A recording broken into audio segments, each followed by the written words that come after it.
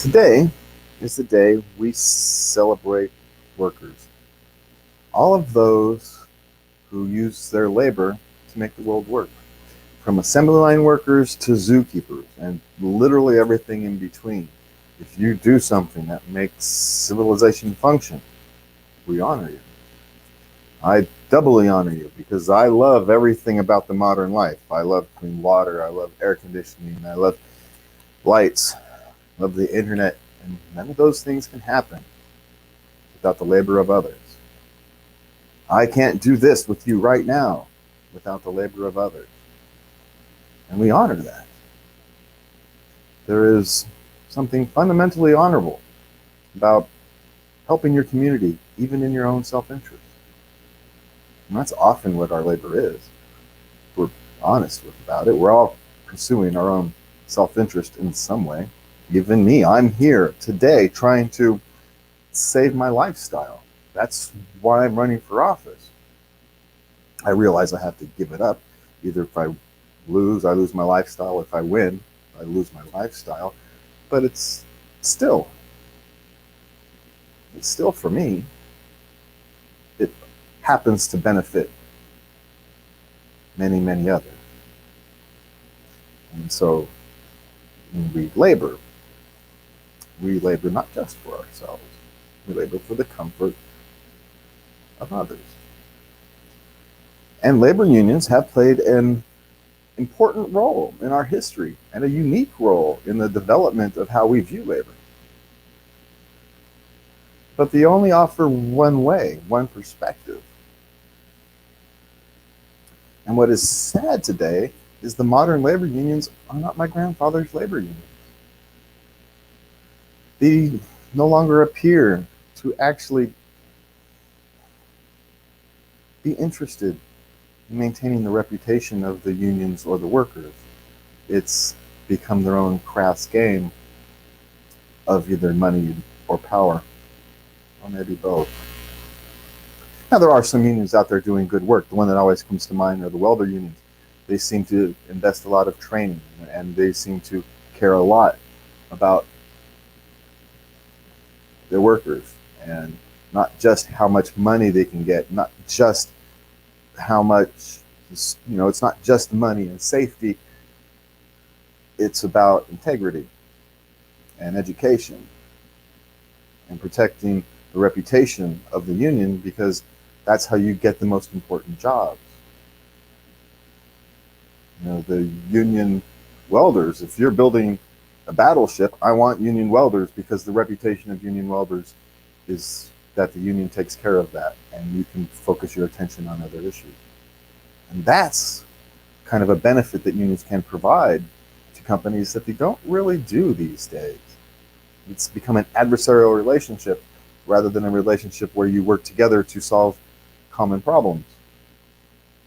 If a company goes under, your pensions and your benefits go away.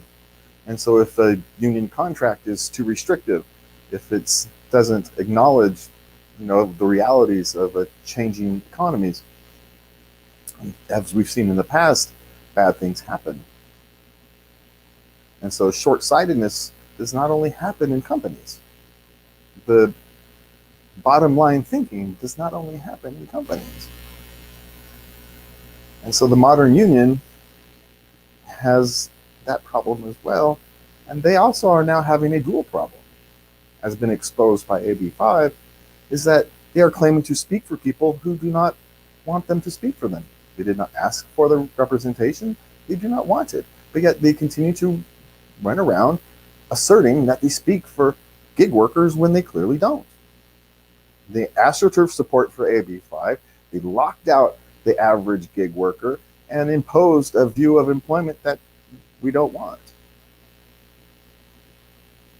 And rather than listening to all their constituents, the representatives simply went along.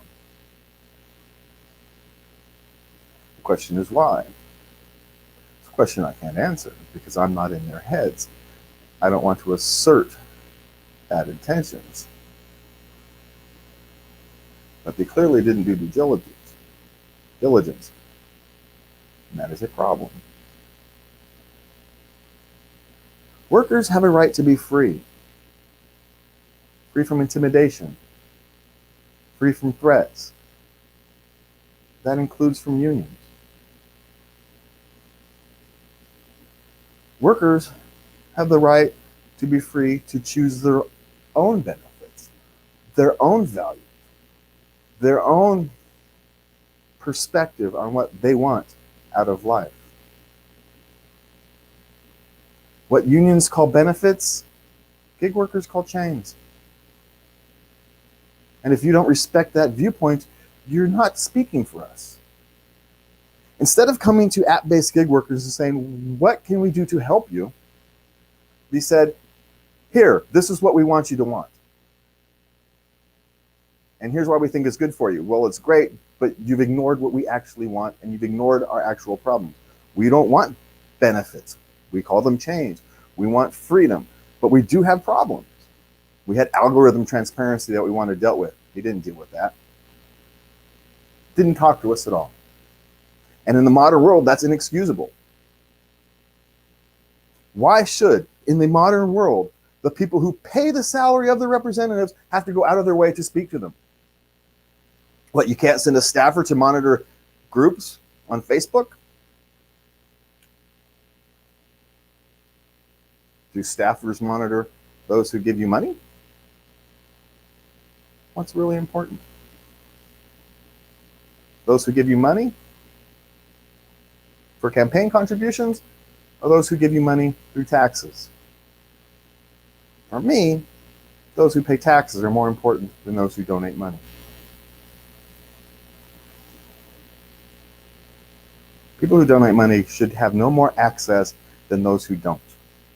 Because poor people can't afford to donate thousands of dollars to a campaign. And they shouldn't have to join a group to have a voice. You shouldn't be silenced by people who are claiming to speak out for them when they're not.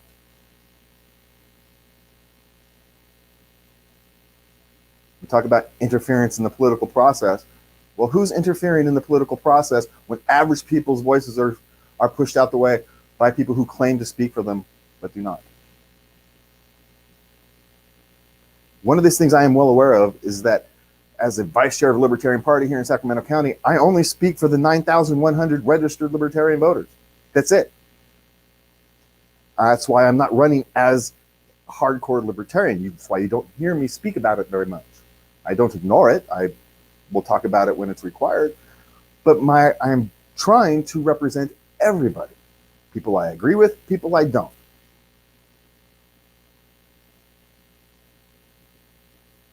Everybody deserves a voice.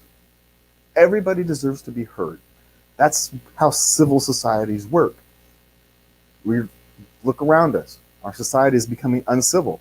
Why is that? It's because people haven't been heard. Average people have not been heard. We are watching the results of that now.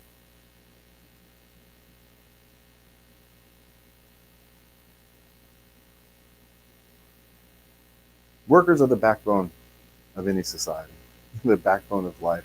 They are the backbone of anything resembling a civilization. And we honor them. And we honor them by giving them their freedom. If you want to associate with unions, great. By all means, do so if unions provide you value. Don't force them. Don't force them into your values. Different people have different values. We must provide the freedom for all of us to choose how we work.